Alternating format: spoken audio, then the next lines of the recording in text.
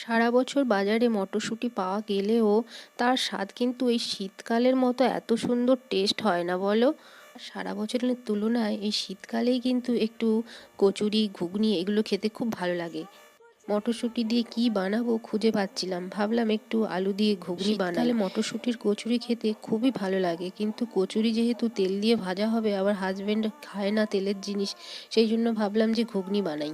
Husband যেহেতু তেলের জিনিস খাবে না, তাই তার জন্য অল্প করে কয়েকটা পরোটা বানিয়েছি। আর এইদিকে দেখো আমি আর আমার ছেলের জন্য কয়েকটা লুচি বানিয়েছি। ছেলের তো ভীষণ প্রিয় এই লুচি, সারাদিন যদি লুচি খাইয়ে রাখা হয় তো অন্য কিছু খাওয়ারের আর বায়নাই ধরবে না। সেদিন স্কুল থেকে এসে বলছে, মা জানো তো আমাদের ক্যান্টিনে 10 টাকায় দুটো লুচি দেয় আর তরকারি দেয়। আমি বলছি দাঁড়া, ক্যান্টিন থেকে খেতে হবে না, আমি ঘরেই বানিয়ে দেবো। আর সেই কারণে দেখো ঘরেতেই লুচি বানিয়ে ফেলেছি আর মটরশুঁটির ঘুগনি। আজকের সন্ধেবেলার টিফিন আমাদের এটাই।